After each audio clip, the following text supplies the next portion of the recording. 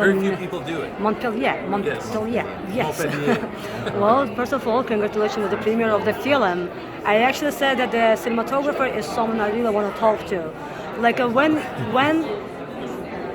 when you learned about that you have to be part of the woman talking, what was your first expression or impression or feelings that when this is an important film? Right. Well, when Sarah first sent me the script, that was the exact question I had for myself. I said, why would a man film a film called Women Talking? Even though we have a long relationship together. And one special thing Sarah told me to kind of give me an entry point to it all. She goes, this film's not just about women, it's about everyone. It's about how we are conditioned in our world. And that simple sentence to me, I knew I had to be part of it. I knew that it was going to try to make a comment on how things are today. So I think, to me, I'm really seeking out, as a cinematographer, films that mean something. So for me, I also will do anything Sarah Pauly does.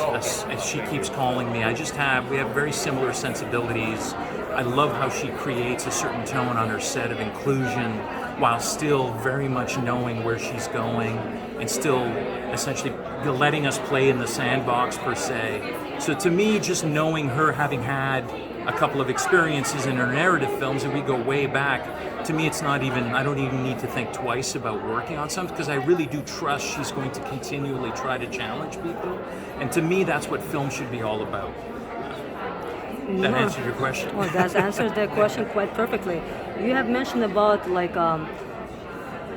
this film is about resonating what happened back then, right? Even if it's just based on the book, but the abuse, whether it's because of it's done towards women or men, it's real. What is your hope with this film? What kind of conversation you hope it will trigger? Well, I think you said it exactly right. I think this film, I'm hoping it's the beginning of a conversation that when you finish seeing the film, it's only the beginning of discussing these issues amongst us in society. I think it's a film that has a very strong point of view in what we need to try to figure out. I know Sarah did not want to shy away. She told me she didn't want to shy away with challenging ideas, not just what we think it is. She really asked some hard questions of men and women in the film that when they're debating.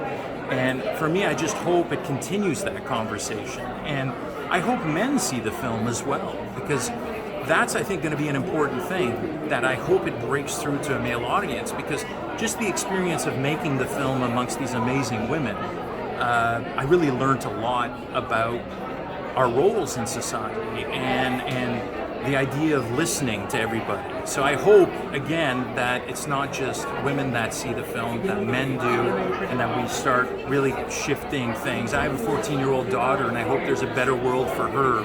That was a big motivation for me to be part of the film, besides doing anything Sarah wants me to do.